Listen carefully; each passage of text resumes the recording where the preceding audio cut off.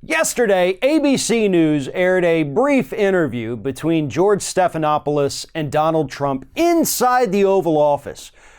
And George Stephanopoulos actually got Donald Trump to admit, while sitting in the Oval Office, that he's totally down for some light treason if the opportunity arrives. Here's the clip. Somebody comes up and says, hey, I have information on your opponent. Do you call the FBI? I don't think. Coming from I'll tell you what, you do. I've seen a lot of things over my life. I don't think in my whole life I've ever called the FBI. In my whole life. You don't call the FBI. You throw somebody out of your office. You do whatever you do. Al Gore got a stolen briefing book. He called the FBI. Well, that's different. A stolen briefing book. This isn't a stolen. This is somebody that said, we have information on your opponent. Oh, let me call the FBI. Give me a break. Life doesn't work that way. The FBI director says that's what should happen. The FBI director is wrong. Your campaign this time around, if foreigners, if Russia, if China, if someone else offers you information on an opponent, should they accept it or should they call the FBI? I think maybe you do both. I think you might want to listen. There's nothing wrong with listening. If somebody called from a country, Norway, we have information on your opponent. Oh, I think I'd want to hear it. You want that kind of interference in our elections? It's not an interference. They have information. I think I'd take it. So basically, Donald Trump sitting right there, one of the most prestigious offices on the planet, and he says, yeah, I think I'd take it. I think I would accept foreign aid to help my campaign if I thought it would let me win. That's illegal. I mean, we just had a huge, massive 2-year-long investigation into whether or not this was the kind of thing Donald Trump and his kids and son-in-law would engage in. And now he's telling us, hell yeah, I'd do it. Maybe I'd call the FBI. Maybe I'd do both. Maybe I'd take the information from the foreign source, which again, that's illegal, folks. Let's be 100% clear. That's illegal. And then he says, maybe I'd also call the FBI after I got it. Who knows? I'm crazy. I'm up in the air. I might do both.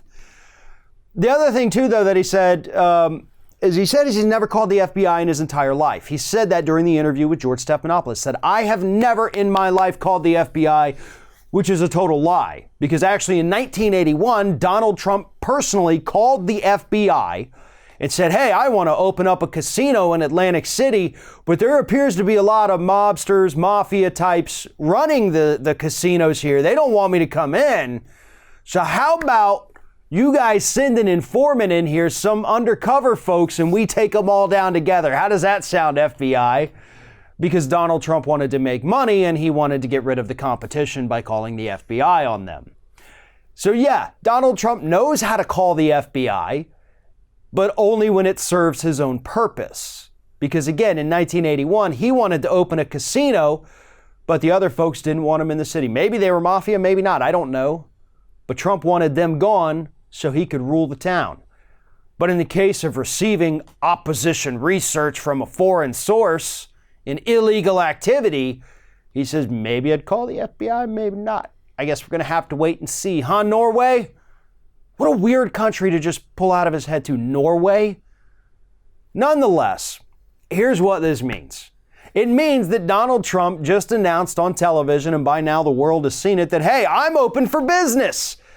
If you want to hack into one of my opponents, if you've got opposition research on anyone I might be running against, send it my way, because I'm telling you now, I would absolutely sit and listen to what you had to say.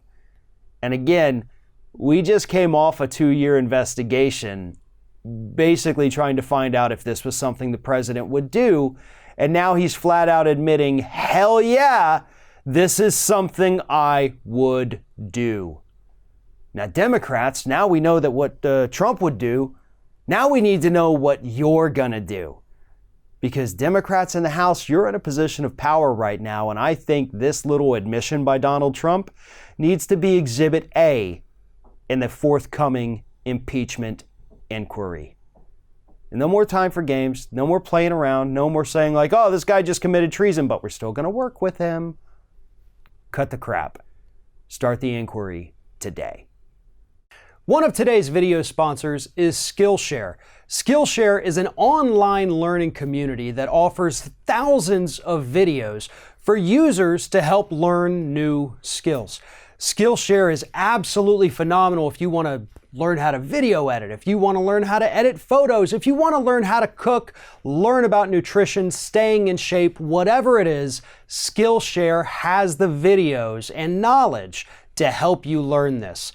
Now, there's lots of different reasons why this could be helpful. Maybe you just want to do better in your life. Maybe you want to make a career change.